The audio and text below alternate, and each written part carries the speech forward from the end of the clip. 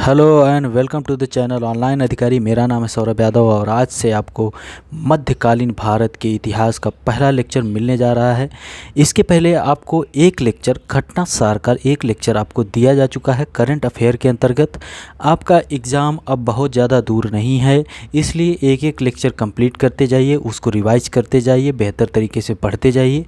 आपका पीटी कोई भी रोक नहीं पाएगा, लेकिन अगर आप नहीं पढ़ेंगे तो फिर आपका पीटी हर कोई रोक सकता है। ठीक है, मध्यकालीन भारत के इतिहास को दो पार्ट में करके हम लोग प्रयास करेंगे कि दो पार्ट में पूरा कंप्लीट कर दिया जाए। क्रैश कोर्स के अंतर्गत ज़्यादातर वही चीज़ें बताई जाएंगी कि जो आपके एग्ज़ाम में सीधे सीधे आ जाएं या फिर सीधे सीधे आई हों, वो सब चीज़ें सब कुछ देखा जाएगा। यहाँ पर जो लुसेंट रखा गया है, लुसेंट को बहुत मॉडिफाई कर दिया गया है। यहाँ पर घटना चक्र से बहुत सी चीज़ें उठा दी गई हैं और भी कई सोर्सेस से, दृष्टि ISO, उन सब सोर्सेस से यहाँ पर चीज़ें रखी गई हैं। ठीक है, तो प्रयास तो यही रहेगा कि इसको एक से दो लेक्चर में कंप्लीट कर दिया जाए। तो मध्यकालीन भारत पूरा इतिहास है कितना, उसको हम लोग एक बार थोड़ा सा ओवरव्यू ले लेते हैं कि आखिर है क्या।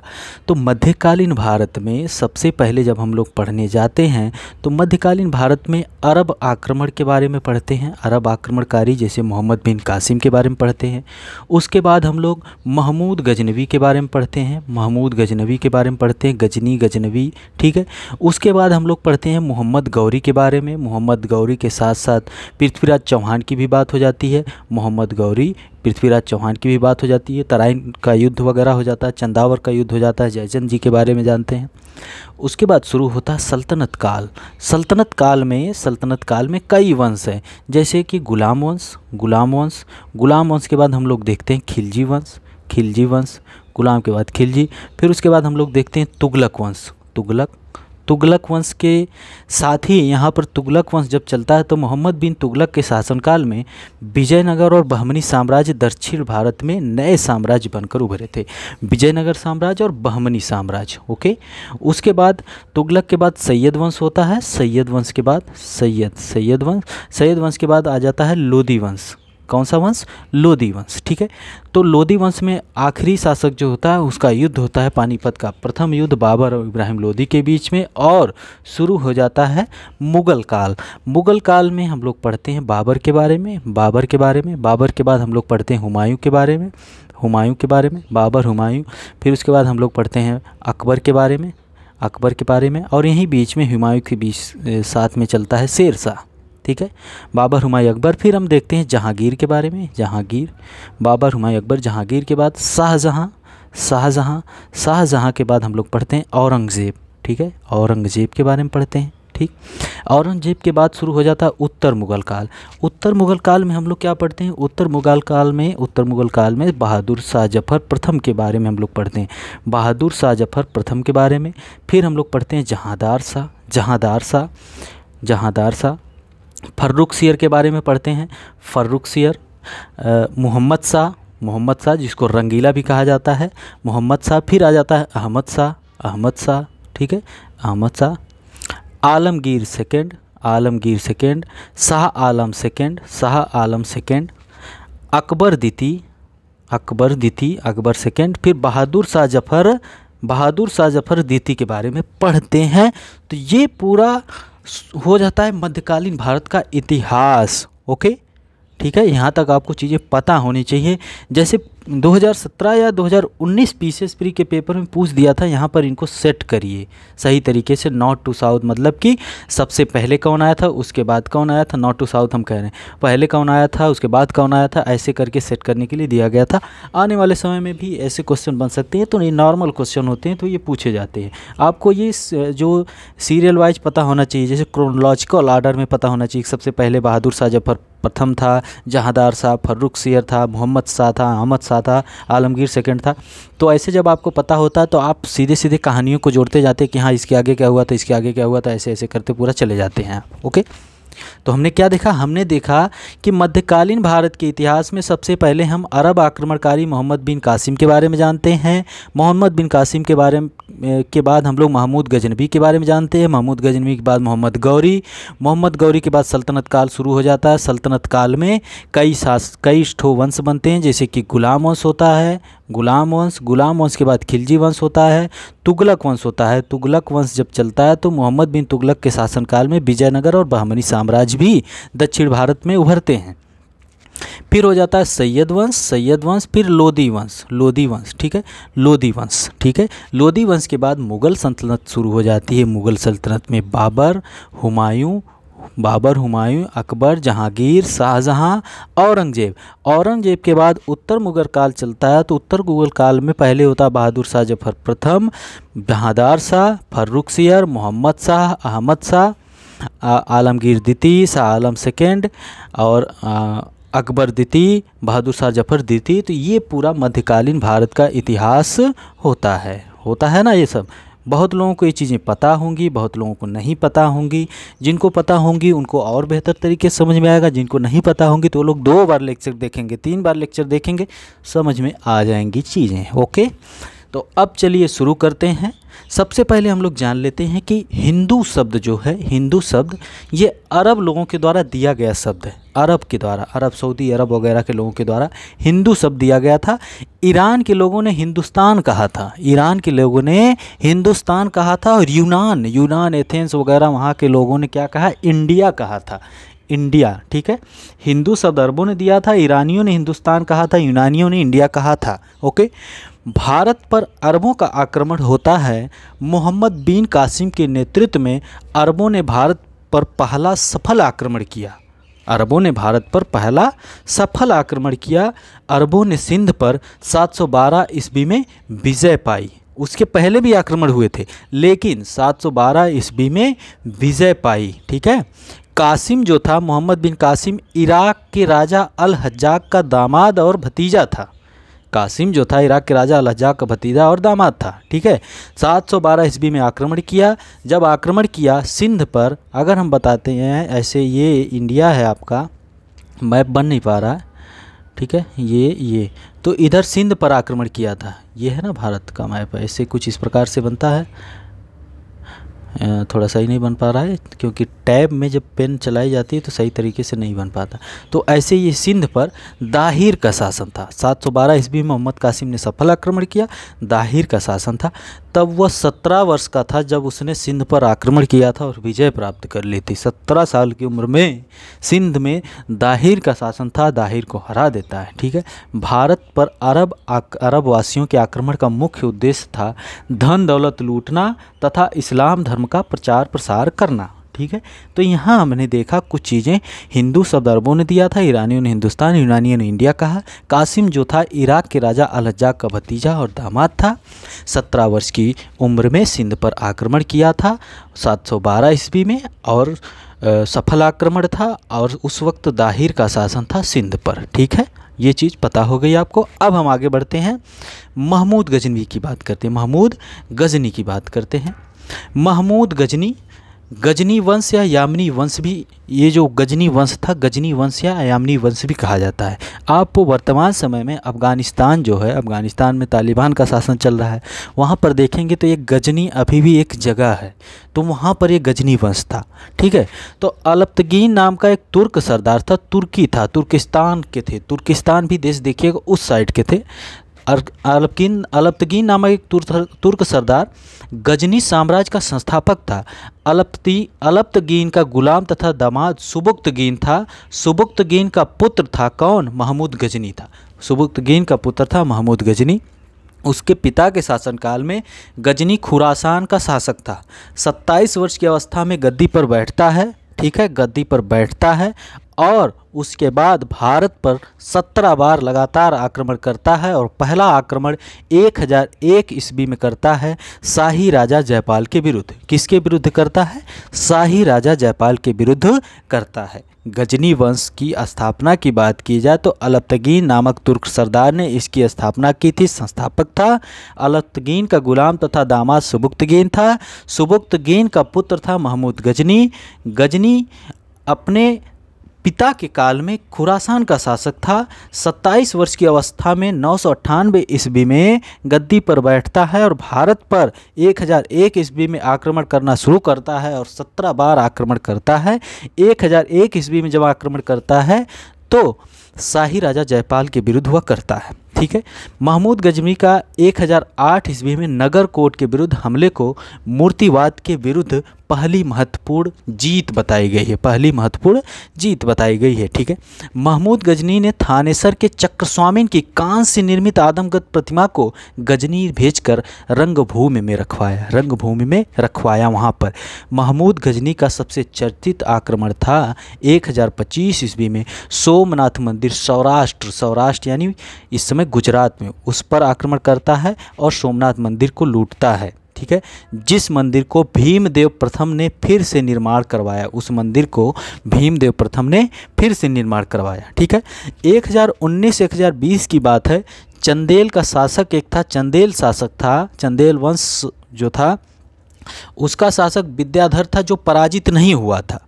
जब पराजित नहीं हुआ था तो एक कन्नौज के शासक थे जयपाल, कन्नौज के शासक जयपाल थे। जयपाल डर के भाग गए थे, युद्ध नहीं लड़े थे, आत्मसमर्पण लगभग कर दिए थे। ठीक है। तो इसलिए विद्याधर ने हिंदू राजाओं का एक समूह बनाकर कन्नौज के शासक जयपाल को मृत्युदंड दे दिया, जान से मरवा दिया। ठीक है। यहाँ तक ये चीज़ें आपको पता हो गई, पता हो जानी चाहिए। ठीक है। अब आगे बढ़ते हैं। महमूद गजनवी ने एक तरफ संस्कृत लेख के चांदी के सिक्के निर्गत किए, एक तरफ संस्कृत लेख के चांदी के सिक्के निर्गत किए थे। किसने? महमूद गजनवी ने। याद रखिएगा, संस्कृत में कुछ लिखा था, वो सिक्के जारी किया था किसने? महमूद गजनवी ने। ओके, याद रखिए, क्योंकि आगे कुछ और चीज़ें इससे रिलेटेड बताई जाएगी। अब महमूद गजनवी के साथ भारत कौन कौन आए थे? अल-बरूनी आया था। अल-बरूनी पुराणों का अध्ययन करने वाला प्रथम मुसलमान, ख्वारिज्म देश खीवा का था। महमूद गजनवी के साथ भारत आया था। तहकीके हिंद अरबी भाषा में लिखा, ये क्वेश्चन बनता है। तहकीके हिंद किस भाषा में लिखा? अरबी भाषा में लिखा था। अंग्रेजी में अनुवाद किसने किया? एडवर्ड साची ने, और हिंदी में रजनीकांत शर्मा ने। अंग्रेजी में अनुवाद एडवर्ड साची ने किया, हिंदी में रजनीकांत शर्मा जी ने किया। ठीक है। उत्बी था, उसका दरबारी इतिहासकार था। महमूद गजनवी का दरबारी इतिहासकार था, उसने लिखा था किताब उल यामिनी। क्या लिखा? किताब उल यामिनी, उत्बी ने। ठीक है। दरबारी इतिहासकार था, किताब उल यामिनी उसने लिखा। ठीक है, याद रखिएगा। तहकीके हिंद अरबी भाषा में अल-बरूनी ने लिखा। ठीक है। अंग्रेजी अनुवाद एडवर्ड साची ने उसका किया, और हिंदी अनुवाद रजनीकांत शर्मा जी ने किया। उत्बी जो था दरबारी इतिहासकार था महमूद गजनवी का, जो किताबुल यामिनी नामक पुस्तक लिखता है। ओके। 1027 ईस्वी में जब वो 1025 में जो सोमनाथ मंदिर को लूट के जा रहा था, तो जाट लोगों के द्वारा दिल्ली के निकट इधर आसपास के क्षेत्र में उस पर आक्रमण लोग कर देते हैं और उसकी कुछ संपत्ति लूट लेते हैं, और यहाँ से खौफ खा के हो जाता है और फिर वापस आता है कि रुक जाओ, अगले साल आते हैं। तो 2 साल बाद 1027 में जाट लोगों के विरुद्ध युद्ध करता है। ठीक है। और लेकिन फिर यहाँ पर फिर वही हाल हो जाता है, शायद मार पीट देते होंगे लोग, और तो वो फिर वापस चला जाता है, और वहाँ पर 1030 ईस्वी में उसकी मृत्यु हो जाती है महमूद गजनी की। ठीक है। उसके साथ दरबार में अल-बरूनी, फिरदौसी, उत्बी तथा फर्रुखी रहते थे। फिरदौसी ने लिखा है शाहनामा, उत्बी ने लिखा है किताब उल यामिनी, अल-बरूनी ने लिखा तहकीके हिंद। ये क्वेश्चन यहाँ से बनते हैं, एग्ज़ाम में पूछे जाते हैं ये सब क्वेश्चन। ठीक, चलिए अब आगे बढ़ते हैं। अब हम पहुँचते हैं मोहम्मद गौरी के पास। मोहम्मद गौरी, अब 1027-30 तक उसकी मृत्यु हो जाती महमूद गजनवी की, आगे बहुत समय बीत जाता है। अब गजनी के अधीन एक छोटा सा राज था गौर, गजनी के अधीन एक छोटा सा राज था गौर। 1173 ईस्वी में शहाबुद्दीन मोहम्मद गौरी, याद रखिए, शहाबुद्दीन मोहम्मद गौरी गौर का शासक बनता है, और वो भारत की तरफ रुख करता है, भारत की तरफ वो भी देखता है। मोहम्मद गौरी ने भारत पर पहला आक्रमण 1175 ईस्वी में मुल्तान के विरुद्ध किया, मुल्तान के विरुद्ध करता है 1175 ईस्वी में पहला आक्रमण। मोहम्मद गौरी का दूसरा आक्रमण 1178 ईस्वी में पाटन गुजरात में होता है। यहाँ का शासक भीमदिती ने गौरी को बुरी तरह पराजित कर दिया। भीमदिती जो था गौरी को बुरी तरह पराजित कर दिया। यहाँ पर कई प्रकार की कहानियाँ हैं, जैसे अब देखिए, भीमदिती ने गौरी को बुरी तरह पराजित कर दिया था, गौरी को बुरी तरह भीमदिती ने पाटन गुजरात के युद्ध में पराजित कर दिया। वही भीमदिती है, भीमदिती को जिसको पृथ्वीराज चौहान ने पराजित किया था। इसलिए पृथ्वीराज चौहान बहुत ज़्यादा जोश में आ गए थे कि मैंने मोहम्मद गौरी को जिसने पराजित किया, मैंने उसको पराजित कर दिया गया है, तो मोहम्मद गौरी से मुझे डरने की क्या ज़रूरत है। है ना, आगे ये कहानी मिलेगी। तो मोहम्मद गौरी 1175 में मुल्तान के विरुद्ध युद्ध करता है। मोहम्मद गौरी का दूसरा आक्रमण 1178 ईस्वी में पाटन गुजरात में होता है, जो यहाँ का शासक भीम द्वितीय, मूलराज द्वितीय भी कहा जाता है, जिससे गौरी को बुरी तरह पराजित कर देता है। फिर आगे बात होती है और तराइन का प्रथम युद्ध होता है। गौरी यहाँ से चला जाता है, हार जाता है तो बाद में आता है। तो तराइन का प्रथम युद्ध 1191 ईस्वी में गौरी एवं पृथ्वीराज चौहान के बीच होता है। तराइन का प्रथम युद्ध गौरी और पृथ्वीराज चौहान के बीच होता है, जिसमें पृथ्वीराज चौहान विजयी हो जाते हैं और कुछ ज़्यादा ही जोश में आ जाते हैं, इसलिए दोबारा फिर वो युद्ध करता है। ये पार्टी में ही लगे रहते हैं। 1192 ईस्वी में गौरी और चौहान के बीच फिर युद्ध होता है, तराइन का द्वितीय युद्ध। इसमें गौरी को विजय प्राप्त होती है। ठीक है, गौरी को विजय प्राप्त होती है। ठीक।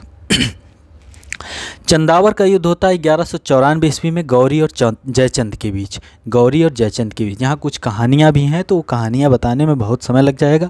ठीक है, तो इस युद्ध में भी गौरी को विजय प्राप्त हुई। चंदावर का युद्ध होता है 1194 ईस्वी में। गौरी वहाँ से चला आ जाता है। जयचंद जो कन्नौज के शासक थे, यहाँ पर युद्ध होता है 1194 में, उनको भी हरा देता है। ठीक है, मोहम्मद गौरी भारत के विजित प्रदेशों पर शासन का भार अपने गुलाम सेनापतियों को सौंपते हुए गजनी लौट गया। मोहम्मद गौरी की हत्या 1206 में कर दी गई। 1206 में उसकी हत्या कर दी गई। कुछ महत्वपूर्ण पॉइंट्स यहाँ पर हैं, जैसे कि मोहम्मद गौरी के सिक्कों पर लक्ष्मी की आकृति एक तरफ बनी हुई थी, देवी लक्ष्मी की आकृति, एक तरफ कलमा अरबी में लिखा हुआ था। देवी लक्ष्मी की आकृति एक तरफ कलमा अरबी में लिखा था। हमने महमूद गजनवी के समय में बताया कि उसके सिक्कों पर एक तरफ संस्कृत में कुछ लिखा हुआ था। ओके ठीक है, यहाँ तक कोई दिक्कत नहीं होनी चाहिए आपको। अब हम आगे बढ़ते हैं। आगे हमारा शुरू हो जाता है जब 1206 मोहम्मद गौरी की हत्या हो जाती है। मोहम्मद गौरी अपने गुलाम सेनापतियों को सौंपते हुए गजनी लौट जाता है जब, तो आगे शुरू हो जाता है सल्तनत काल। सल्तनत काल में गुलाम वंश क्यों ऐसा नाम पड़ता है? क्योंकि मोहम्मद गौरी जो गुलाम था, किसका गुलाम था? कुतुबुद्दीन ऐबक गुलाम था। किसका गुलाम था? मोहम्मद गौरी का गुलाम था, इसलिए नाम गुलाम वंश पड़ जाता है, जो 1206 से 1290 तक चलता है। याद रखिएगा, कुतुबुद्दीन ऐबक ने खुद को सुल्तान कभी घोषित नहीं किया। इसने अपनी राजधानी लाहौर में ही बनाई रखी। ठीक है, अपने आप को मलिक व सिपह सालार की पदवी से ही संतुष्ट रखा था। ठीक है, मलिक व सिपह सालार की पदवी से संतुष्ट रखा था।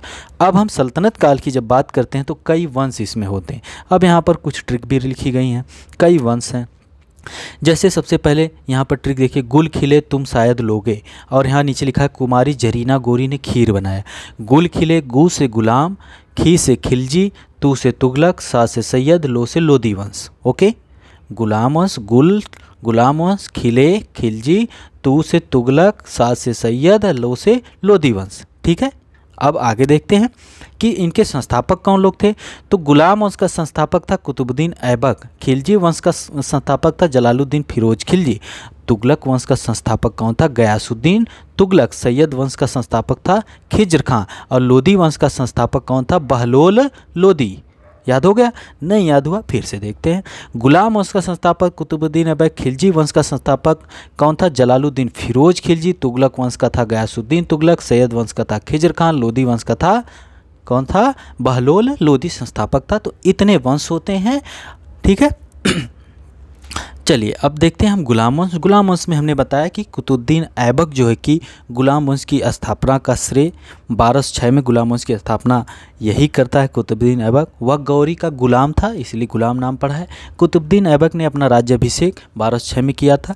कुतुबुद्दीन ऐबक ने अपनी राजधानी लाहौर में बनाई थी। कभी सुल्तान की पदवी धारण नहीं की, मलिक व सिपह सालार की पदवी से ही खुद को संतुष्ट रखा था।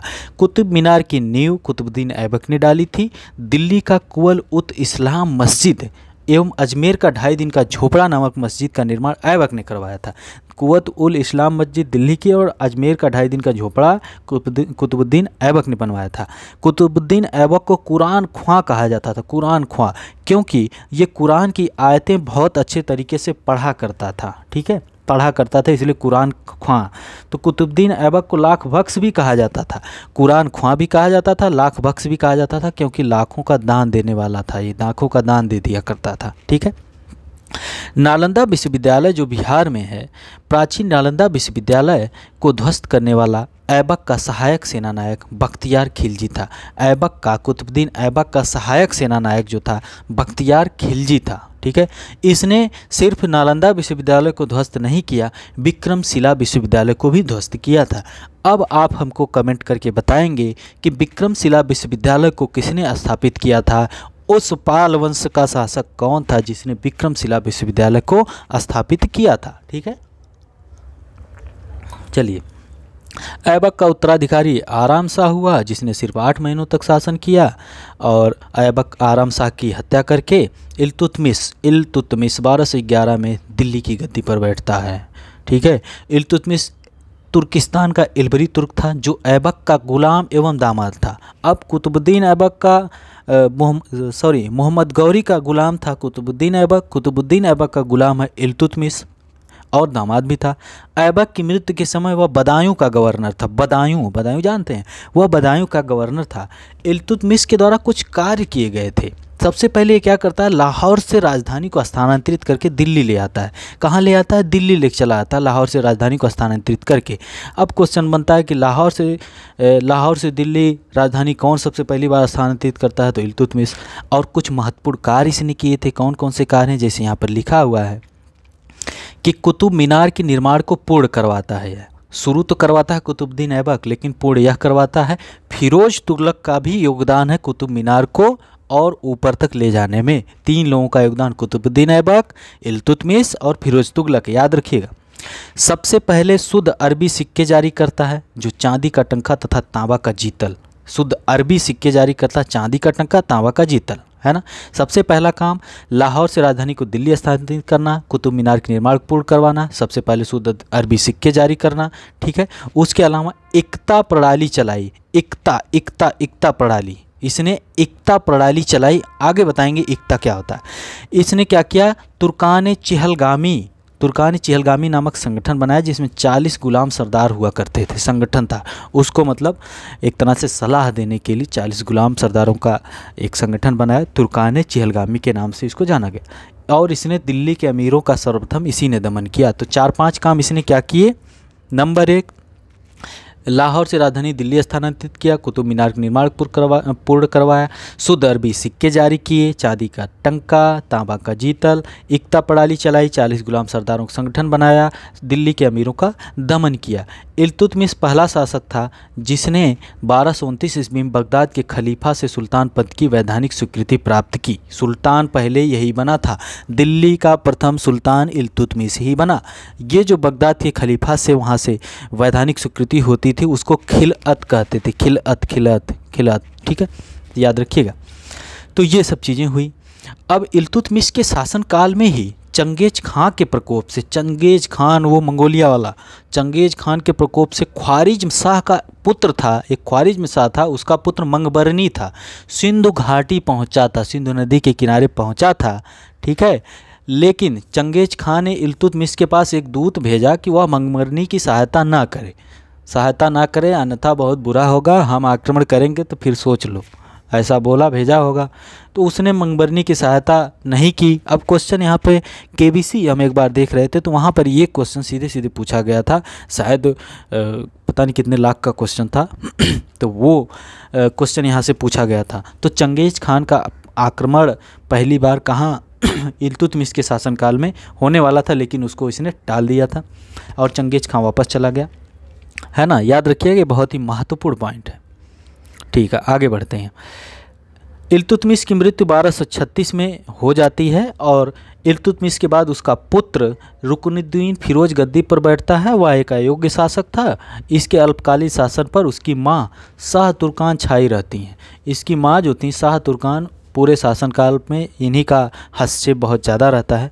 शाह तुर्कान के अवांछित प्रभाव से परेशान होकर तुर्की अमीरों ने रुकनुद्दीन को हटाकर रजिया को सिंहासन पर आसीन किया। इस प्रकार रजिया बेगम प्रथम मुस्लिम महिला बनी जिसने शासन की बागडोर संभाली। रजिया बेगम, ठीक है, रजिया।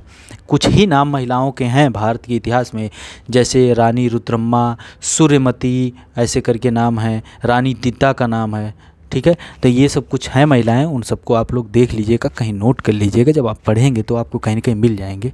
वैसे ही रजिया बेगम है, प्रथम मुस्लिम महिला थी जिसने शासन की बागडोर संभाली थी।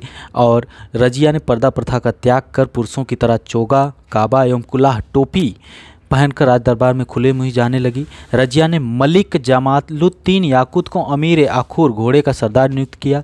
गैर तुर्कों को सामंत बनाने के रजिया के प्रयासों से तुर्की अमीर विरुद्ध हो गए और उसे बंदी बनाकर दिल्ली की गद्दी पर मुइजुद्दीन बहराम शाह को बैठा दिया, है ना, मुइजुद्दीन बहराम शाह को बैठा दिया। रजिया की शादी अल्तुनिया के साथ होती है, अल्तुनिया होता है, अल्तुनिया के साथ शादी होती है। इससे शादी करने के बाद रजिया ने पुनः गद्दी प्राप्त करने का प्रयास किया, लेकिन वह असफल रही।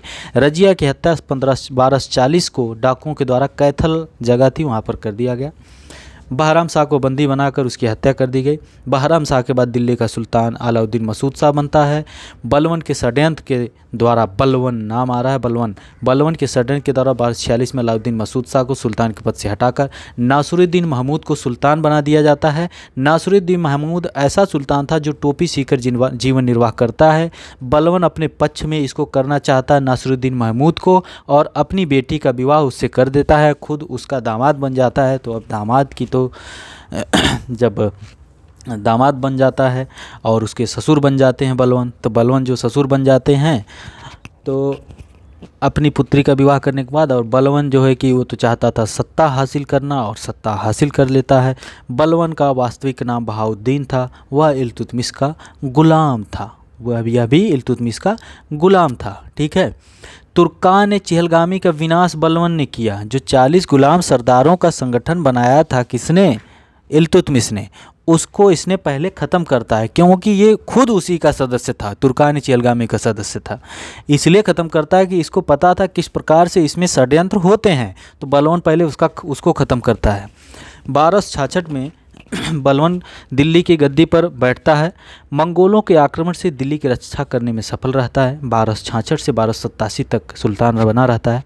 राज दरबार में सिजदा एवं पैबोस प्रथा की शुरुआत बलवन करता है, ठीक है। पैबोस प्रथा की शुरुआत, सिजदा, सर झुकाना, पैर चूमना, ये सब की प्रथा की शुरुआत बलवन करता है।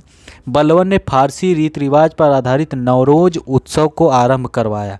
फारसी रीति रिवाज पर आधारित नवरोज उत्सव को बलवन ने प्रारंभ करवाया। अपने विरोधियों के लिए बलवन ने लौह एवं रक्त नीति का पालन किया। लौह एवं रक्त नीति याद रखिएगा। बलवन, नासिरुद्दीन महमूद ने बलवन को उलुंग खां की उपाधि प्रदान की, उलुंग खां की उपाधि, ठीक है, बलवन को नासिरुद्दीन महमूद ने, ठीक है, बलवन का जो दामाद था। बलवन के दरबार में फारसी के प्रसिद्ध कवि अमीर खुसरो एवं अमीर हसन रहते थे। फारसी के प्रसिद्ध कवि अमीर खुसरो और अमीर हसन रहते थे किसके दरबार में, बलवन के दरबार में। अमीर खुसरो वही हैं, अमीर खुसरो और निजामुद्दीन औलिया ऐसे थे जो लोग 7 सुल्तानों का शासनकाल देखे थे, ठीक है। अमीर खुसरो और अमीर हसन रहते थे, ठीक। अगर आपने वो पद्मावत मूवी देखी होगी तो उसमें अमीर खुसरो के द्वारा लिखा हुआ कुछ रहता है जिसको वो फाड़ देता है अलाउद्दीन खिलजी उसमें दिखाया गया है। गुलामों का अंतिम शासक शम्मुद्दीन कैमूर्स होता है, अंतिम शासक शम्मुद्दीन कैमूर्स होता है, ओके। बलवन क्या करता है, दीवाने अर्ज एक विभाग बनाता है, सैन्य विभाग जो होता है उसको बनाता है, ठीक है। और खुद को कहता कि मैं खुद खलीफा का सहायक, स्वयं को बलवन कहता है, खलीफा का सहायक स्वयं को बलवन कहता है। एकमात्र विद्रोह हुआ था 1279 में बंगाल में तुगरिल खां के द्वारा एकमात्र विद्रोह इसके शासनकाल में किया जाता है। महत्वपूर्ण पॉइंट्स हैं, ठीक है। बलवन अपने पुत्र जिसका नाम था बुगरा खां उससे कहता है कि सुल्तान का पद निरंकुशता का सजीव प्रतीक है, सुल्तान का पद निरंकुशता का सजीव प्रतीक है, ऐसा वह अपने पुत्र बुगरा खां से कहता है, ठीक है। यहाँ तक आपको कोई दिक्कत नहीं होनी चाहिए। और यहाँ पर ख़त्म होता है गुलाम वंश। गुलाम वंश जो शुरू होता है 1206 में, कुतुबुद्दीन ऐबक इसका संस्थापक होता है, समाप्त होता है 1290 में, जो आखिरी शासक शम्मुद्दीन कैमूर्स होता है। 1206 में कुतुबुद्दीन ऐबक के बाद आराम शाह आता है, आराम शाह के बाद इल्तुतमिश आता है, इल्तुतमिश के बाद एक और शासक होता है, और उसके बाद शुरू हो जाती है रजिया सुल्तान। रजिया के बाद महत्वपूर्ण हैं नासिरुद्दीन महमूद, नासिरुद्दीन महमूद के बाद बलवन, बलवन के बाद शम्मुद्दीन कैमूर्स, ओके। अब शुरू हो जाता है 1290 से 1320 तक चलता है खिलजी वंश। खिलजी वंश गुलाम वंश के शासन को समाप्त कर 1290 को जलालुद्दीन फिरोज खिलजी ने खिलजी वंश की स्थापना की। कौन? जलालुद्दीन फिरोज खिलजी। इसने किलोखरी को अपनी राजधानी बनाया। किसको राजधानी बनाया? किलोखरी को। कभी कभी क्वेश्चन पूछा जाएगा तो किलोखरी को अपनी राजधानी बनाया। किसने? जलालुद्दीन फिरोज खिलजी ने। जलालुद्दीन की हत्या 1296 में उसके भतीजा एवं दामाद अलाउद्दीन खिलजी ने कड़ा मानिकपुर इलाहाबाद में कर दी। अब बात क्या थी? हत्या करने की बात क्या थी? ये जलालुद्दीन फिरोज खिलजी बहुत उम्रदराज थे, लेकिन ये सत्ता जो है देना नहीं चाहते थे। चाहते थे कि हम खुद ही राजा बने रहे, लेकिन अलाउद्दीन खिलजी को अच्छा नहीं लगता था। जैसे आपने देखा होगा मिर्ज़ापुर सीरीज में क्या नाम है उसका, मिर्ज़ापुर सीरीज में नहीं कहता है कि बहुत तकलीफ़ होती है जब आप योग्य हों और लोग आपकी योग्यता न पहचाने, है ना। तो मुन्ना भैया कहते हैं कि बहुत तकलीफ़ होती है कि जब आप योग्य हों और लोग आपकी योग्यता न पहचाने। तो उसने इस प्रकार का काम किया। अलाउद्दीन खिलजी ने अपने चाचा को दे चाकू निपटा दिया, ठीक है। और अलाउद्दीन खिलजी सुल्तान बनता है ना। अलाउद्दीन के बचपन का नाम अली तथा गुरसास्प था। अलाउद्दीन ने नगद वेतन, सेना को नगद वेतन देने और अस्थाई सेना की नींव रखी थी। अस्थाई सेना रखना और सेना को नगद वेतन देना इसी ने शुरू किया। घोड़ा दागना, सैनिकों का हुलिया लिखने की प्रथा इसी ने की। इसने भू राजस्व की दर को बढ़ाकर कह दिया कि अब 1/2 भाग कर दिया कि 50% अब चाहिए भू राजस्व भैया, ठीक है ना। इसने खम्स, जो लूट का धन होता था, खम्स क्या होता था? लूट का धन में सुल्तान का हिस्सा 1/4 हुआ करता था, यानी 25%, अब उसको 3/4 कर दिया, बढ़ा दिया। इसने व्यापारियों में बेईमानी रोकने के लिए कम तौलने वाले व्यक्ति के शरीर से मांस काट लेने का आदेश दिया। किसने? अलाउद्दीन खिलजी ने। दक्षिण भारत की विजय के लिए अलाउद्दीन ने मलिक काफूर को भेजा। मलिक काफूर को, जिसको 1000 दिनारी कहा जाता था, 1000 दिनारी। और उत्तराखंड पीसीएस में भी पूछा गया था 1000 दिनारी किसको कहा जाता था? तो मलिक काफूर को, ठीक है। अब आगे देखते हैं। जमैयत खाना मस्जिद, अलाई दरवाज़ा, सीरी का किला, 1000 खंभा महल का निर्माण अलाउद्दीन खिलजी ने करवाया था। दैवी अधिकार के सिद्धांत को अलाउद्दीन खिलजी ने चलाया था। सिकंदर सानी यानी द्वितीय सिकंदर खुद को अलाउद्दीन खिलजी ने खुद को विभूषित किया था। इसने मूल्य नियंत्रण प्रणाली, सबसे बेस्ट यही प्रणाली इसकी है, मूल्य नियंत्रण प्रणाली। मूल्य नियंत्रण प्रणाली को दृढ़ता से लागू करता है, ठीक है। अमीर खुसरो अलाउद्दीन के दरबारी कवि थे। इन्हें सितार एवं तबले के आविष्कार का श्रेय दिया जाता है। अमीर खुसरो का जन्म इटावा, वर्तमान में अब तो कासगंज में हुआ था। इनको तूतीय हिंद, भारत का तोता कहा जाता है। खड़ी बोली के जनक के नाम से भी जाने जाते हैं। बाजार नियंत्रण करने के लिए अलाउद्दीन खिलजी द्वारा बनाए जाने वाले नवीन पद थे। 4 ऐसे पद थे: दीवाने रियासत, शहनाई मंडी, बरीद, मुन्हैयान व गुप्तचर। अब क्वेश्चन यहाँ से बन सकते हैं कि दीवाने रियासत क्या था? मिलाने के लिए। शहनाई मंडी क्या था? मिलाने के लिए। तो दीवाने रियासत क्या था? या व्यापारियों पर नियंत्रण रखता था या बाजार नियंत्रण की पूरी व्यवस्था का संचालन करता था। शहनाई मंडी क्या था? प्रत्येक बाजार में बाजार का अधीक्षक होता था। बरीद क्या था? बाजार के अंदर घूमकर बाजार का निरीक्षण करता था। मुन्हैयान व गुप्तचर क्या था? गुप्त सूचना प्राप्त करता था, ठीक है। अब आगे इन अधिकारियों को क्रम याद रखिएगा। दीवाने रियासत, शहनाई मंडी, बरीद, मुन्हैयान व गुप्तचर। यूपीपीसी से पूछ देगा, कहेगा सेट करो इनका क्रम कैसे था। सबसे बड़े अधिकारी, फिर छोटे अधिकारी, फिर छोटे अधिकारी, फिर छोटे अधिकारी, है ना। अलाउद्दीन द्वारा नियुक्त परवाना नवीस नामक अधिकारी वस्तुओं की परमिट जारी करता था। कौन? परवाना नवीस अधिकारी क्या करता था? वस्तुओं की परमिट जारी करता था। शहनाई मंडी क्या था?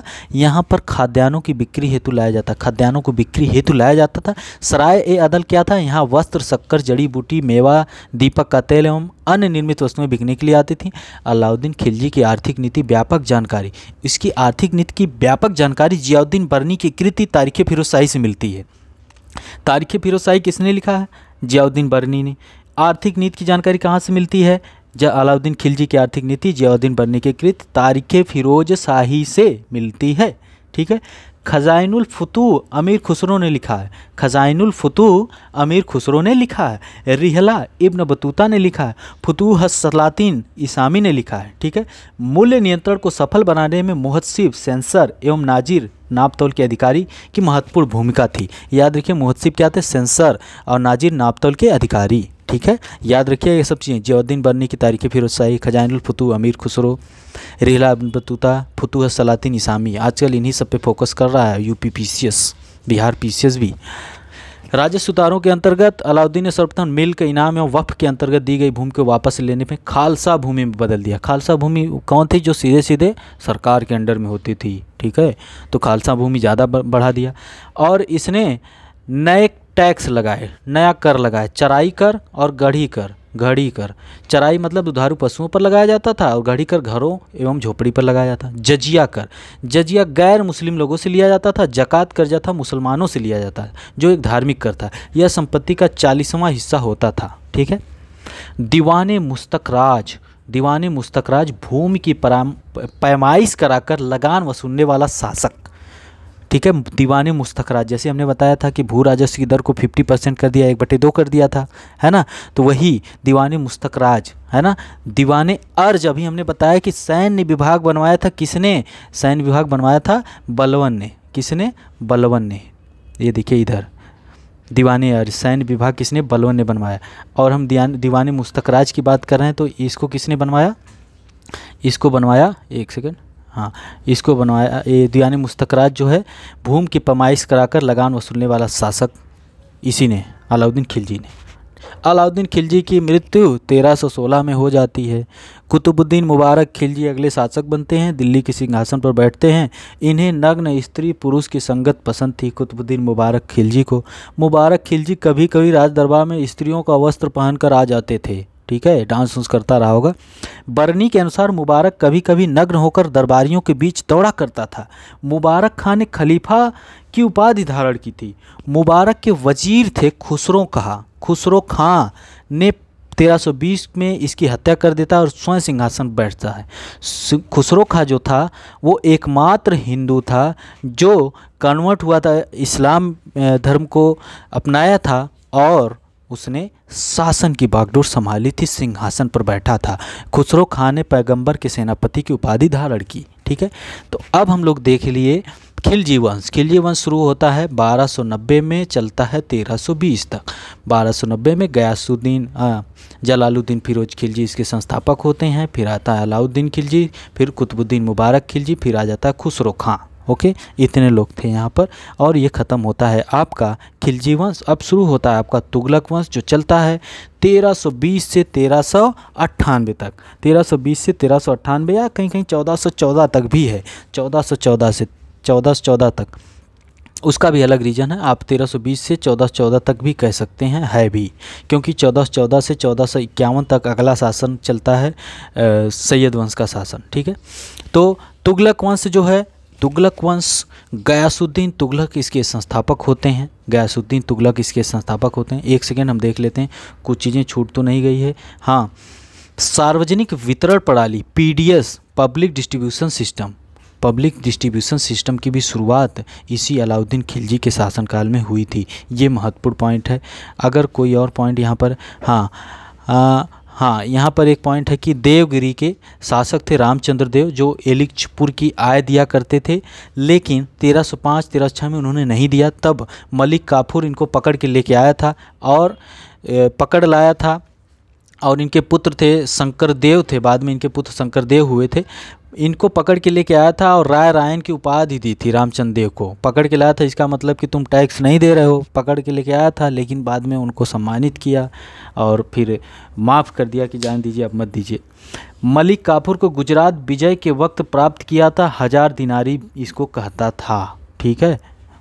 गुजरात विजय के वक्त इसको पकड़ के लाया था। याद रखिए ये सब चीज़ें, ये अलाउद्दीन खिलजी से रिलेटेड चीज़ें हैं, है ना। तो अलाउद्दीन खिलजी की मृत्यु वगैरह हो गई, तुगलक वंश शुरू होता है। तुगलक वंश के संस्थापक गयासुद्दीन तुगलक होते हैं। गयासुद्दीन तुगलक 29 बार मंगोल आक्रमण को विफल करता है। गयासुद्दीन ने अलाउद्दीन के समय में लिए गए अमीरों की भूमि को पुनः वापस लौटा दिया। गयासुद्दीन ने अलाउद्दीन के समय में ली गई भूमि को पुनः वापस लौटा दिया। इसने सिंचाई के लिए कुएँ एवं नहरों का निर्माण कराया। संभवतः नहरों का निर्माण करने वाला गयासुद्दीन प्रथम शासक था। ये याद रखिएगा, नहरों का निर्माण करने वाला प्रथम शासक शासक यही था। जो 1/2 भू राजस्व था उसको इसने कम करके 1/3 कर दिया। ये 25% लिया कर 50% लेते थे, अब इसने कह दिया कि नहीं 50 नहीं 33 लेंगे, 33%। गयासुद्दीन तुगलक ने दिल्ली के समीप स्थित पहाड़ियों पर तुगलकाबाद नाम का एक नया नगर स्थापित किया। रोमन शैली में निर्मित इस नगर में एक दुर्ग का निर्माण भी हुआ। इस दुर्ग को 56 कोट के नाम से भी जाना जाता है। महत्वपूर्ण पॉइंट्स जो हम बीच बीच में बताते रह रहे हैं उसको आप लोग ध्यान दीजिएगा। गयासुद्दीन तुगलक की मृत्यु 1325 में बंगाल के अभियान से लौटते समय जूना खां द्वारा निर्मित लकड़ी के महल में दबकर हो गई। लो भैया, उधर अभी आप देखे थे जलालुद्दीन फिरोज खिलजी को अलाउद्दीन खिलजी मार देता है चक्कू, और इधर आते हैं कौन, गयासुद्दीन तुगलक को उनका ही जो कि क्या नाम है भतीजा था और उनको मार देता है। जूना खां वो महल बनवाता है। और ऐसा भी कहीं कहीं लिखा हुआ है कि हाथियों की वहाँ पर परेड होने वाली थी। जब हाथियाँ परेड करती हैं तो वो महल ऐसा बना होता है कि गिर जाता है और ये मर जाते हैं गयासुद्दीन तुगलक। और गयासुद्दीन तुगलक मर जाते हैं। जूना खां वही जो है कि मोहम्मद बिन तुगलक के नाम से दिल्ली की सिंहासन पर बैठ जाता है। हो सकता है उसकी चाल रही हो कि ऐसा महल बनाओ कि गिरे तुरंत ही निपटें और हम शासन करें। मध्यकालीन सभी सुल्तानों में मोहम्मद तुगलक सर्वाधिक शिक्षित था, विद्वान एवं योग्य व्यक्ति था, लेकिन इसके काम ऐसे थे कि ये कहीं से भी शिक्षित नहीं दिखता है। इसका मतलब कि शिक्षा का भी कोई प्रभाव नहीं पड़ता है आपके कार्यों पर। ठीक है। मोहम्मद बिन तुगलक को अपनी सनक भरी योजनाओं, क्रूर कृत्यों एवं दूसरे के सुख दुख के प्रति उपेक्षा भाव रखने के कारण स्वप्नशील, पागल एवं रक्त पिपासु कहा गया। ठीक है, ऐसा बर्नी कहता है। मोहम्मद बिन तुगलक द्वारा कुछ काम किया था। इसने दोआब में टैक्स की वृद्धि कर दी, कर वृद्धि की थी। राजधानी परिवर्तन कर देता है, दिल्ली से देवगिरी कर देता है, दिल्ली से देवगिरी लेके जाता है। ऐसा कहा जाता है कि मोहम्मद बिन तुगलक, एनसीईआरटी में ऐसा लिखा हुआ है कि मोहम्मद बिन तुगलक दिल्ली से देवगिरी जब अपनी राजधानी परिवर्तित किया था तो वो यहाँ से यमुना का पानी पिया करता था। तो यहाँ से यमुना का पानी उसके जहाँ पे वो देवगिरी में था वहाँ तक भेजा जाता था। उसके लिए बीच बीच में 2-2 किलोमीटर पे घोड़े चलते रहते थे, दिन रात दौड़ते ही रहते थे। 2-2 किलोमीटर पे एक आदमी लेके गया, दूसरा आदमी लेके गया, ऐसे करके। ऐसा एनसीईआरटी में उल्लेख किया गया है। कभी अवसर मिले, समय मिले बेहतर तरीके का, अगर समय हो एनसीईआरटी ज़रूर पढ़िएगा। जो 3 किताबें हैं, एक प्राचीन भारत की, एक आधुनिक भारत की, एक मध्यकालीन भारत की, उसको पढ़िएगा। आपको और चीज़ें बेहतर तरीके से समझ में आएगी। राजधानी परिवर्तन करता, सांकेतिक मुद्रा का प्रचलन करता। सांकेतिक मुद्रा, खुरासान एवं कराची का अभियान भी ये करता है। मोहम्मद बिन तुगलक ने कृषि विकास के लिए अमीर कोही नामक एक नए विभाग की स्थापना करता है। मोहम्मद बिन तुगलक ने अपनी राजधानी दिल्ली से देवगिरी में स्थानांतरित की और इसका नाम दौलताबाद रखा। दिल्ली से देवगिरी स्थानांतरित की। सांकेतिक मुद्रा के अंतर्गत मोहम्मद बिन तुगलक ने पीतल फरिश्ता के अनुसार, तांबा बरनी के अनुसार धातुओं के सिक्के चलाए जिनका मूल्य चांदी के रुपए टंका के बराबर होता था। अफ्रीकी यात्री इब्न बतूता लगभग 1333 ईस्वी में भारत आया था। सुल्तान ने इसे दिल्ली का काजी नियुक्त किया। 1342 ईस्वी में सुल्तान ने इसे अपने राजदूत के रूप में चाइना भेज दिया, चीन में भेजा, है ना। इब्न बतूता की पुस्तक रेहला में मोहम्मद तुगलक के समय की घटनाओं का वर्णन है और इसी पुस्तक में डाक व्यवस्था का विस्तृत विवरण मिलता है ना। और मोहम्मद बिन तुगलक की मृत्यु 1351 में हो जाती है। ठीक है, तो मोहम्मद बिन तुगलक का कुछ ये कार्य था। अब हम आगे बढ़ते हैं। मोहम्मद बिन तुगलक प्रथम ऐसा सुल्तान था जो हिंदुओं के त्योहारों मुख्यतः होली में भाग लिया करता था। मोहम्मद बिन तुगलक के शासनकाल में दक्षिण में हरिहर और बुक्का नामक 2 भाइयों ने 1336 ईस्वी में स्वतंत्र राज्य विजयनगर की स्थापना की। याद रखिएगा, 1336 ईस्वी में हरिहर और बुक्का नामक 2 सगे भाइयों ने स्वतंत्र राज्य विजयनगर की स्थापना की। इसी के शासनकाल में महाराष्ट्र में अलाउद्दीन बहमन शाह ने 1347 ईस्वी में स्वतंत्र बहमनी राज्य की स्थापना की। ठीक है। मोहम्मद बिन तुगलक की मृत्यु पर इतिहासकार बदायूनी लिखता है कि अंततः लोगों को उससे मुक्ति मिली और उसे लोगों से। ठीक है, याद रखिएगा। ओके, आगे बढ़ते हैं। 2 चीज़ें महत्वपूर्ण हैं। 1336 में विजयनगर की स्थापना होती है, हरिहर और बुक्का करते हैं, और 1347 में बहमनी राज्य की स्थापना होती। अभी हम लोग आज ही इसको कंप्लीट करेंगे। दूसरी चीज़ हमने अभी पीछे बताया है कि आया था कौन, 1333 ईस्वी में अफ्रीकी यात्री मोरक्को देश का था ये इब्न बतूता 1333 में आता, 1336 में ऐसे क्रोनोलॉजिकल ऑर्डर में सेट करने के लिए दे देता है यूपीपीसी। मोहम्मद बिन तुगलक जो था बदाई में मीर मुहलिम, दिल्ली में शेख निजामुद्दीन औलिया, मुल्तान में शेख रुकनुद्दीन, अजुधैन में शेख मुल्तान आदि संतों की कब्रों पर मकबरे बनवाए थे। मोहम्मद बिन तुगलक की मृत्यु हो जाती है, उसने ये सब कुछ चीज़ें हो गई उसके बारे में। अब शुरू होता है फिरोज तुगलक, ठीक है, गयासुद्दीन तुगलक, मोहम्मद बिन तुगलक, अब फिरोज तुगलक। फिरोज तुगलक जो था इसका राज्याभिषेक थट्टा के निकट 20 मार्च 1351 को हुआ। थट्टा के निकट ही उसकी मृत्यु हो जाती है मोहम्मद बिन तुगलक की, वहीं पर इसका राज्याभिषेक होता है। पुनः फिरोज तुगलक का राज्याभिषेक दिल्ली में 1351 में होता है। खलीफा द्वारा इसे कासिम अमीर वगैरह वगैरह की उपाधि दी गई। राज्य के खर्च पर हज की यात्रा करवाने वाला पहला शासक यह था। हज की यात्रा करवाने वाला पहला शासक राज्य के खर्च पर यही था। कौन? फिरोज तुगलक। राजस्व व्यवस्था के अंतर्गत फिरोज ने अपने शासनकाल में जो 24 ठो कष्टदायक टैक्स थे इनको हटाया, 24 टैक्स को हटाया और केवल 4 खराज, लगान, खुम्स यानी युद्ध में लूट का माल, जजिया और ज़कात को वसूल करने का आदेश दिया। फिरोज तुगलक ब्राह्मणों पर जजिया लागू करने वाला पहला मुसलमान शासक था। महत्वपूर्ण बिंदु हैं, याद रखिएगा। उलेमाओं के आदेश पर फिरोज तुगलक ने एक नया कर, सिंचाई कर भी लगाया जिसका नाम था हक के सर्व, और ये उपज का 1/10 भाग होता था। सिंचाई कर क्या था? हक के सर्व, उपज का 1/10 भाग होता था। फिरोज तुगलक ने 5 बड़ी नहरों का निर्माण करवाया। जैसे अभी हम बताएं गयासुद्दीन तुगलक ने संभवतः पहली बार नहरों का निर्माण करवाता है, वैसे ही फिरोज तुगलक 5 बड़ी नहरों का निर्माण करवाता है। 1200 नए फलों के बाग लगवाता है, दिल्ली में लगवाता है। झील, बाग, तालाब, कुआं, बांध ये सब काम करवाता है। फिरोज तुगलक 300 नए नगरों की स्थापना करवाता है जिसमें हिसार, फिरोजाबाद, फतेहाबाद, जौनपुर की स्थापना फिरोज तुगलक ने अपने भाई जौना खां यानी मोहम्मद बिन तुगलक की याद में करता है। ठीक है, इसके शासनकाल में खिजराबाद, टोपरा गांव एवं मेरठ से अशोक के 2 स्तंभों को लाकर दिल्ली में स्थापित किया गया। याद रखिएगा, महत्वपूर्ण पॉइंट है। ठीक है, सुल्तान फिरोज तुगलक ने अनाथ मुस्लिम महिलाओं, विधवाओं एवं लड़कियों की सहायता के लिए एक नए विभाग दीवाने खैरात, अभी हमने देखा दीवाने खैरात, उधर अमीरे कोही मोहम्मद बिन तुगलक ने, इधर दीवाने खैरात फिरोज तुगलक ने। ठीक है, दारुल सफ़ा क्या था? एक खैराती अस्पताल था, दारुल सफ़ा खैराती अस्पताल था। हक के सर्व क्या था? सिंचाई कर था, 1/10 भाग था। ठीक है, याद रखिएगा।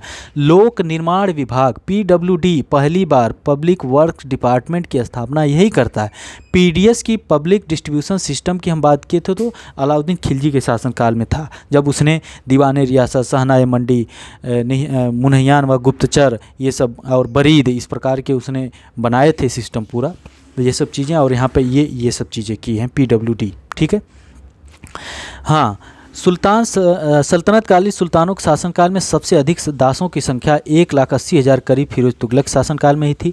दासों की देखभाल के लिए फिरोज ने एक नए विभाग दीवाने बंदगान की स्थापना की थी, दीवाने बंदगान की। ठीक है, इसने सैन्य पदों को वंशानुगत बना दिया, मतलब कि अब वंशानुगत कर दिया, सैन्य पद अब आगे बढ़ते रहेंगे, जैसे कि आपके पिताश्री हैं तो आप भी सैनिक बनेंगे। ठीक है, इसने इसने अपनी आत्मकथा फतुहात फिरोज शाही की रचना की।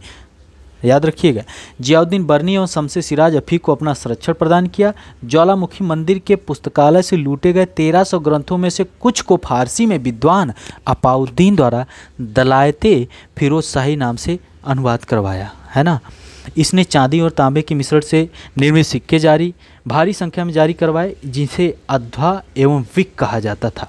फिरोज तुगलक की मृत्यु 1388 में हो जाती है।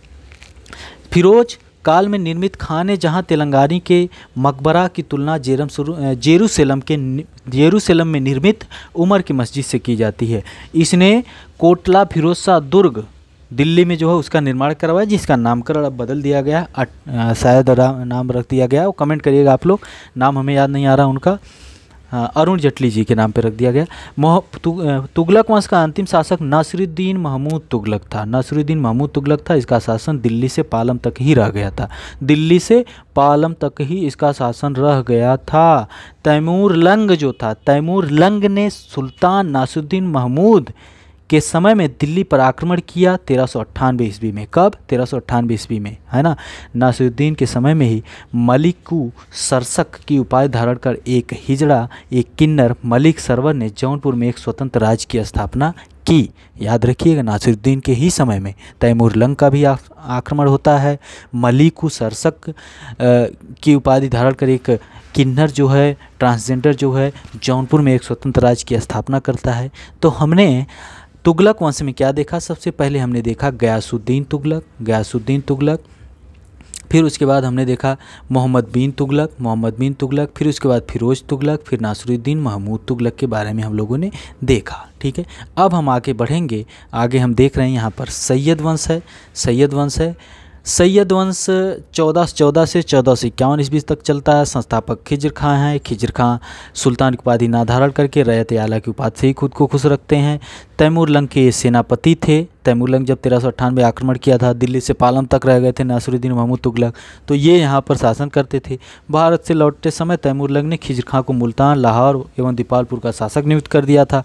खिज्र खां नियमित रूप से तैमूर के पुत्र शाहरुख को कर भेजा करता था, टैक्स पैसा भेजा करता था। उसका पुत्र था तैमूर का शाहरुख, उसको भेजते थे।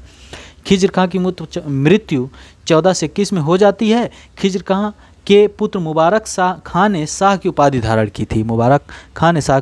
उपाधि धारण की थी। अब महत्वपूर्ण पुस्तक क्या है? याहिया बिन अहमद सरहिंदी को मुबारक शाह का संरक्षण प्राप्त था। इसकी पुस्तक तारीख़ मुबारक शाही में सैयद वंश के विषय में जानकारी मिलती है। तारीख़ मुबारक शाही कौन लिखा है? याहिया बिन अहमद सरहिंदी।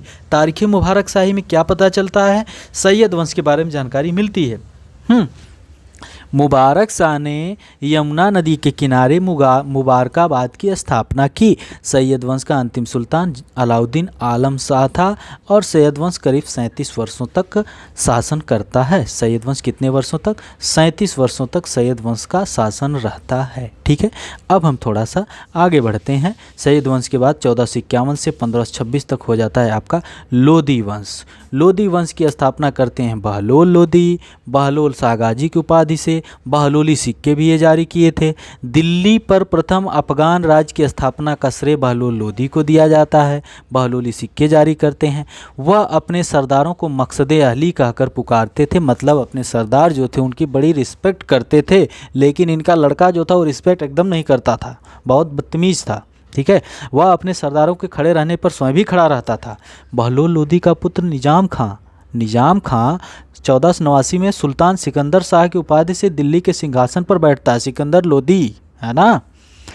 ठीक है, 1504 में सिकंदर लोदी ने आगरा शहर की स्थापना की। तो आगरा शहर की स्थापना कौन करता है? सिकंदर लोदी आगरा शहर की स्थापना करता है। गजे सिकंदरी भूमि मापन की प्रमाणिक पैमाना ये शुरू करता है गजे सिकंदरी। गुलरिखी शीर्षक से फारसी में कविताएं लिखने वाला शासक यही था।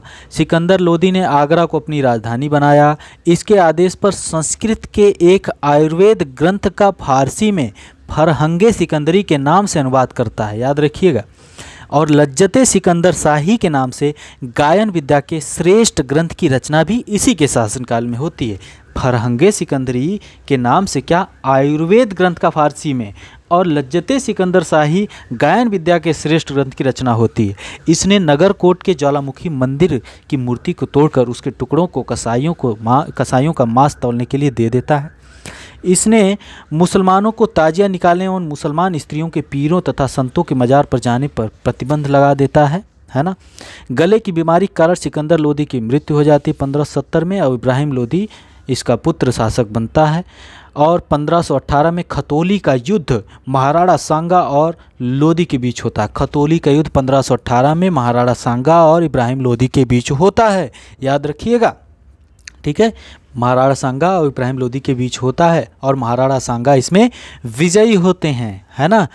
फिर क्या होता है कि महाराणा सांगा और इब्राहिम लोदी के चाचा जी जो थे दौलत खां लोदी, वो जो है कि इनवाइट करते हैं बाबर को कि आओ भैया इसको निपटाओ, बहुत परेशान किए पड़ा है। लेकिन बाबर आता है, महाराणा सांगा हो गए और दौलत खां लोदी ये लोग तो बुला लेते हैं, लेकिन महाराणा सांगा समझते हैं कि ये आया है तो वापस चला जाएगा, लेकिन वो आता है तो यहीं रुक जाता है बाबर। उसको बहुत लगाव हो जाता है इस धरती से, ठीक है। उसने अपनी बाबरनामा में लिखा है कि भारत के लोग बहुत कुरूप हैं, अच्छे नहीं दिखते हैं, बहुत सुंदर नहीं है लोग यहाँ के भारत के लोग, यहाँ पर कुछ है ही नहीं, सब कुछ वीरान है, सब धरती खाली है, ऐसा उल्लेख है बाबरनामा में। ओके। और पानीपत का प्रथम युद्ध होता है बाबर और इब्राहिम लोदी के बीच, जब बाबर आ जाता है और इब्राहिम लोदी को युद्ध स्थल में ही मार देता है। और युद्ध भूमि में मारा जाने वाला पहला शासक यही था। कौन था? इब्राहिम लोदी था, ठीक है। बाबर को भारत पर आक्रमण के लिए निमंत्रण पंजाब के शासक दौलत खां लोदी और इब्राहिम लोदी के चाचा आलम खां ने दिया था। मीट की मस्जिद का निर्माण सिकंदर लोदी के वजीर द्वारा करवाया गया था। तो लोदी वंश में हमने क्या देखा? हमने देखा सबसे पहले बहलोल लोदी आते हैं, बहलोल लोदी के बाद शुरू होते हैं कौन? सिकंदर लोदी के बाद इब्राहिम लोदी, फिर पानीपत का प्रथम युद्ध होता है और लोदी वंश ख़त्म हो जाता है, मुग़ल वंश की शुरुआत हो जाती है। अब हम लोग मुग़ल वंश की शुरुआत जब हो जाती है तो मुग़ल वंश में बाबर आ जाता है, बाबर के बाद हुमायूं के बाद अकबर के बाद जहांगीर के बाद शाहजहां के बाद औरंगज़ेब। और हुमायूं जब हम पढ़ते हैं तो यहाँ पर शेर शाह के बारे में भी हम लोग पढ़ेंगे, जैसा कि हम लोग अभी पढ़ने वाले हैं। मोहम्मद बिन तुगलक से रिलेटेड है विजयनगर साम्राज्य और बहमनी साम्राज्य, तो उसको भी हम लोग पढ़ेंगे और आज ही पढ़ेंगे, अभी पढ़ेंगे। ओके। सल्तनतकालीन शासन व्यवस्था कुछ बात करें।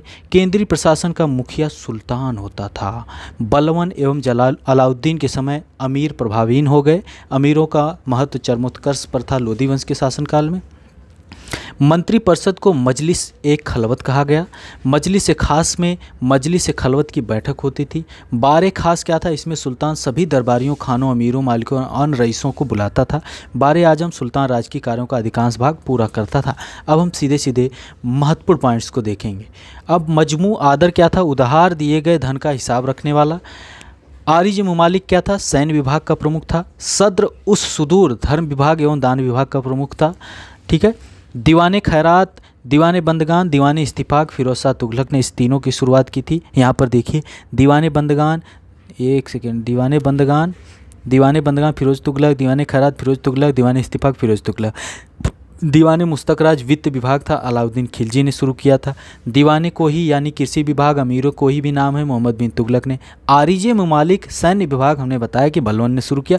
कई बार क्वेश्चन यहाँ से पूछे गए हैं और इससे ज़्यादा पढ़ने की आवश्यकता नहीं है। बाकी इतिहास या आपका ऑप्शनल है तो आप पढ़ सकते हैं।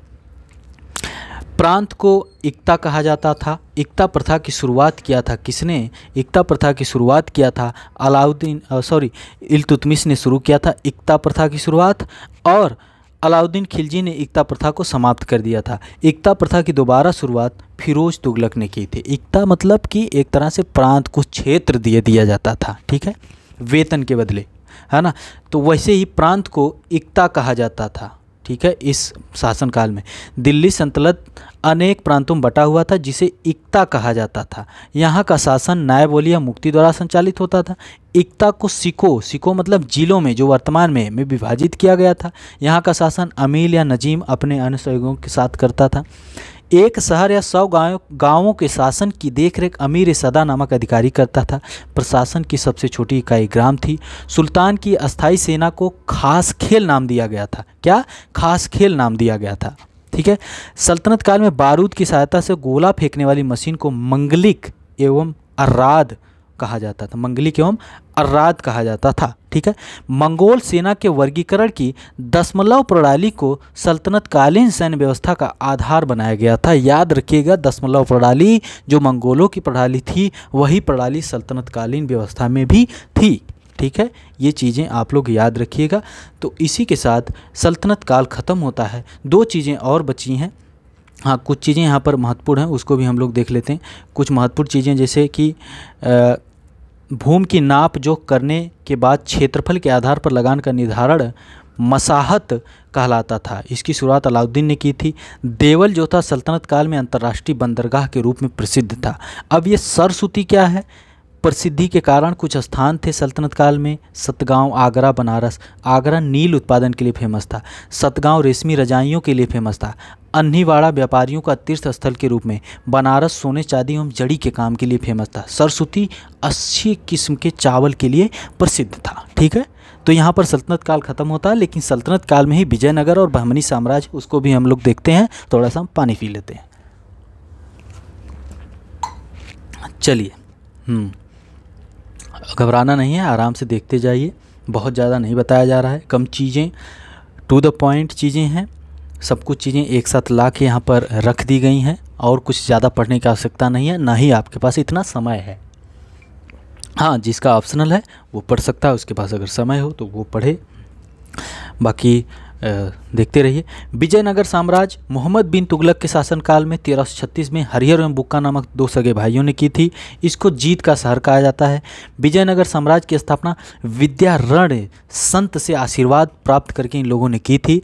हरिहर एवं बुक्का ने अपने पिता संगम के नाम पर संगम राजवंश की स्थापना की। विजयनगर साम्राज्य की राजधानी हम्पी थी, हम्पी। ठीक है, विजयनगर साम्राज्य के खंडहर तुंगभद्रा नदी पर स्थित है। इनकी राजभाषा तेलुगु थी। क्या थी?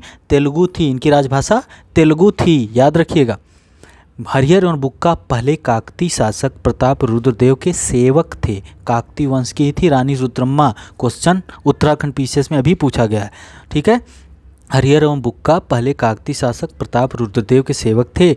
4 वंश थे, संगम, सलुब, तलुब, अराविडू। कई बार पूछा गया है कि इनको सेट करो, सबसे पहले वंश कौन था? तो संगम था। फिर कौन था? सुलुब था। फिर कौन था? तुलुब था। फिर क्या कौन सा वंश था? अराविडू वंश था। ठीक है, अब इन चारों वंश की अलग अलग राजधानियाँ थीं, अलग अलग राजधानियाँ थे। तो वो राजधानियाँ आप लोग कमेंट करिएगा। पहले तो आप बता विजयनगर साम्राज्य की राजधानी यहाँ पे बताई जा चुकी है, हम्पी थी। ठीक है, तो संगम वंश था तो हम्पी रही होगी। वैसे ही सुलुब, तुलुब, अराविडू तो अलग अलग राजधानियाँ थी, तो उसको आप लोग कमेंट करिएगा। ठीक है, हरिहर प्रथम के बाद बुक्का प्रथम होते हैं शासक। हरिहर द्वितीय होता है, देवराय प्रथम, देवराय सेकेंड, मल्लिकार्जुन और विरूपाक्ष शासक बनते हैं, है ना। और ये लोग कुल मिला के कितने दिनों तक शासन करते हैं? शासन पहले हम यहाँ पर देख लेते हैं। सबसे महत्वपूर्ण तुलुब वंश के थे कृष्णदेव राय तुलुब वंश के थे, याद रखिएगा, स्टेटमेंट बन सकते हैं। तुलुब वंश के थे कृष्णदेव राय। संगम, सुलुब, तुलुब, तीसरा वाला वंश जो है उसके थे कृष्णदेव राय थे, है ना। कृष्णदेव राय के शासनकाल में पुर्तगाली यात्री डोमिंगो पायस विजयनगर की यात्रा पर आया था। बाबर ने अपनी आत्मकथा बाबरनामा में कृष्णदेव राय कि भारत का सर्वाधिक शक्तिशाली शासक बताया है। कृष्णदेव राय को भारत का सर्वाधिक शक्तिशाली शासक बताया है किसने? बाबर ने अपनी आत्मकथा बाबरनामा में, है ना। इनके दरबार में 8 सर्वश्रेष्ठ कवि रहते थे जिनको अष्टदिग्गज कहा जाता था, है ना। अब आपके लिए क्वेश्चन बनता है कि अष्टदिग्गज तो यहाँ है, तो अष्टप्रधान किसके शासनकाल में थे? अष्टप्रधान कहाँ थे? ये अष्टदिग्गज हैं। कृष्णदेव राय ने तेलुगु में अमुक्त माल्यद, क्वेश्चन कई बार पूछा गया है, तेलुगु में है ये, तेलुगु में अमुक्त माल्यद, संस्कृत में जाम्बवती कल्याणम की रचना करते हैं। तेलुगु में अमुक्त माल्यद, संस्कृत में जाम्बवती कल्याणम की रचना करते हैं।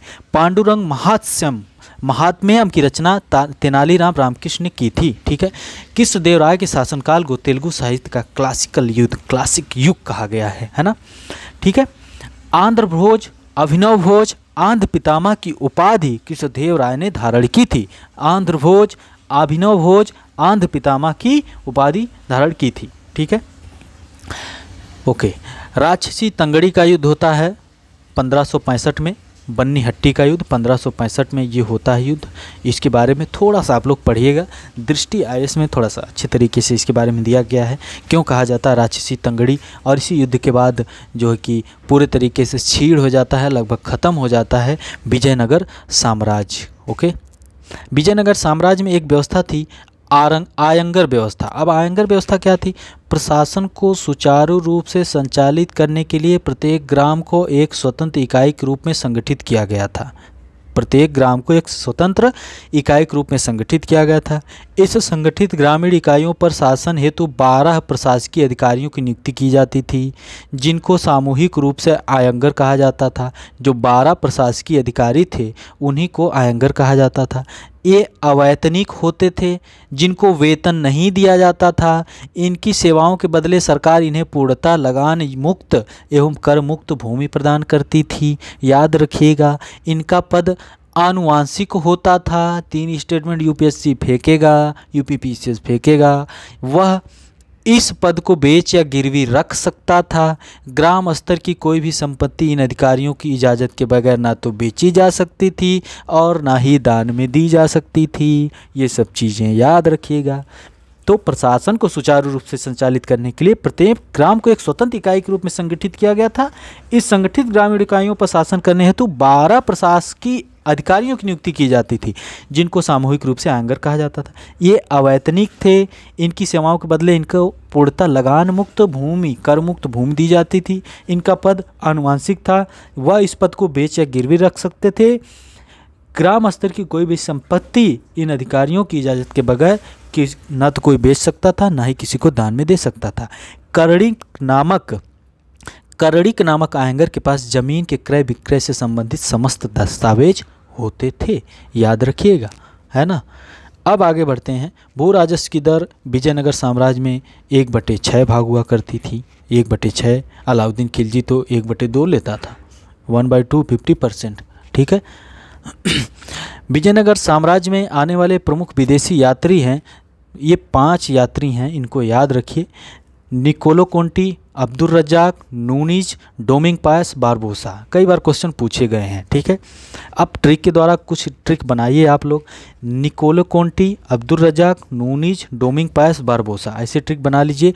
नॉर्थ टू साउथ ऐसे कर लीजिए, मतलब कि सबसे पहले कौन आया, उसके बाद कौन आया, उसके बाद कौन आया, ऐसे करके ट्रिक बनाइए। और यहाँ पर ट्रिक आप लिख सकते हैं IIFP, इटली, फारस, पुर्तगाल के ये तीनों थे। ठीक है।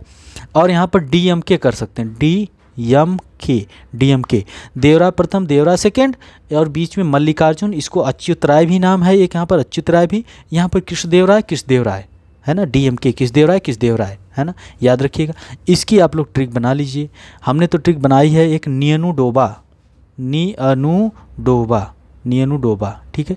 और ये IFP, इटली, फारस, पुर्तगाल, 1-2 बार लिखेंगे, कहीं पर लिखेंगे तभी याद होगी ये सब चीज़ें, नहीं तो ऐसे नहीं याद होने वाली, भूल जाएगी। इतिहास बहुत है, जितना हम बता रहे हैं इतना ही पढ़ डालो, बहुत कुछ हो जाएगा, बहुत कुछ आप लोग जान जाओगे, बहुत से क्वेश्चन सही हो जाएंगे। DMK देवरा प्रथम, देवरा द्वितीय, मल्लिकार्जुन, अच्युतराय भी नाम है, कैसे कृष्णदेवराय। ठीक है। इतनी चीज़, ये महत्वपूर्ण चीज़ है। अब आगे बढ़ते हैं। विजयनगर की मुद्रा जो थी उसका नाम था पेगोडा मुद्रा, और बहमनी राज्य की मुद्रा हूड़ थी। विजयनगर की पेगोडा, बहमनी की मुद्रा हूड़ थी। अब शुरू होता है बहमनी साम्राज्य। विजयनगर साम्राज्य 1336 में और बहमनी 1347 में, है ना। हसन गंगू जो था बहमनी राज्य की स्थापना करता है। अलाउद्दीन हसन बहमन शाह के नाम से सिंहासन पर बैठता है। गुलबर्गा को अपनी राजधानी बनाता है और इनकी राजभाषा मराठी थी। अभी विजयनगर की राजभाषा क्या थी? तेलुगु थी। ओके। इसने अपने साम्राज्य को 4 भागों में बांट दिया। गुलबर्गा, दौलताबाद, बरार और बीदर। गुलबर्गा, दौलताबाद, बरार एवं बीदर, 4 भागों में इसने डिवाइड कर दिया। क्या कर दिया? 4 भागों में डिवाइड कर दिया। मोहम्मद शाह प्रथम एक ऐसा शासक था जिसने मध्यगिरी दारू शराब की दुकानें इसने बंद करवा दी, और बारूद का पहली बार भारत में प्रयोग हुआ है मोहम्मद शाह प्रथम के शासनकाल में ही। याद रखिएगा, मोहम्मद शाह प्रथम के शासनकाल में ही भारत में पहली बार बारूद का प्रयोग हुआ था। ये बहमनी शासक था। ऐसा क्वेश्चन आने वाला है, आएगा जरूर। ओके, याद रखिएगा। यहाँ पर है रूसी यात्री 1417 में निकितन आया था। रूसी यात्री निकितन बहमनी साम्राज्य की यात्रा पर आया था, रूस का था। और जब उस समय कौन था? इस समय बहमनी का शासक था ताजुद्दीन फिरोज था। बहुत से शासक हैं, याद करेंगे तो पागल हो जाएंगे, तो ज़्यादा इसमें मत देखिए। थोड़ी बहुत महत्वपूर्ण चीज़ें हैं। कलीमुल्लाह जो था बहमनी वंश का अंतिम शासक था, ये चीज़ याद रखें, कलीमुल्लाह बहमनी वंश का अंतिम शासक था। और इसके बाद जो है कि बहमनी साम्राज्य जो है कि 5 राज्यों में विभाजित हो जाता है।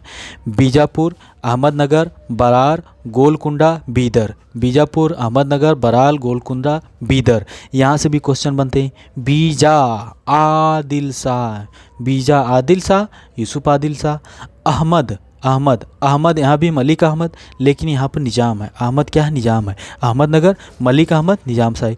बरार बेईमान, ठीक है, बेईमाद। बरार से बवाद करिए या बेईमान करिए, ईमान ई आ गया तो इमाद शाही, फतेहुल्लाह इमाद शाह। गोलकुंडा कू से कुतुब शाह, कुली कुतुब शाह, कुतुब शाही, कुलू कुतुब शाह, ठीक है। वंश कौन कौन से थे? संस्थापक कौन थे? बीदर में ब लगा है, बरीद शाही, अमीर अली बरीद, ऐसे कुछ, ठीक है, ऐसे करके याद कर लीजिएगा।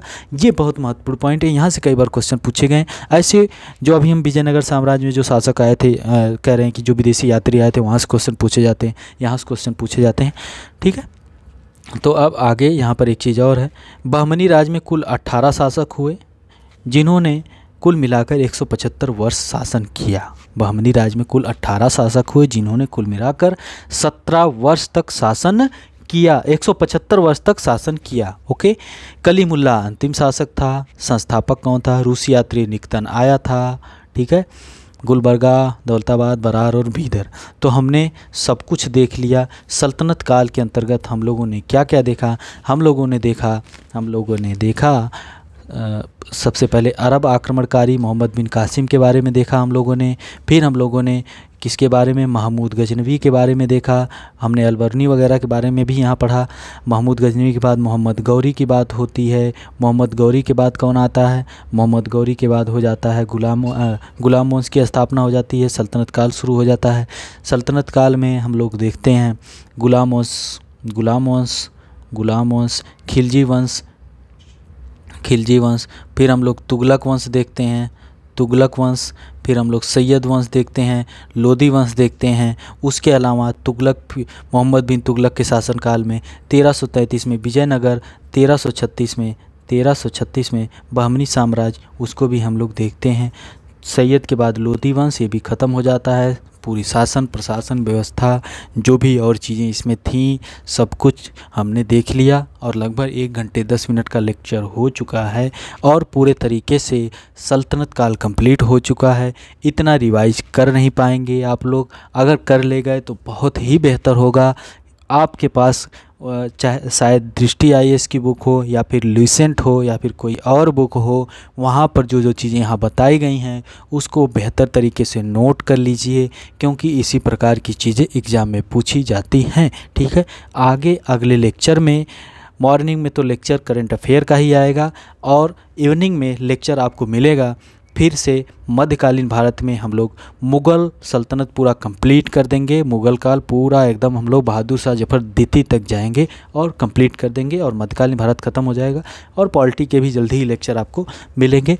तो मिलते हैं अगले लेक्चर में। चैनल को लाइक करिए, सब्सक्राइब करिए, जो जो क्वेश्चन पूछे गए उनको कमेंट करिए, हमको मोटिवेट करिए, तब हम आपको इस प्रकार के लेक्चर दे पाएंगे। बहुत बहुत धन्यवाद।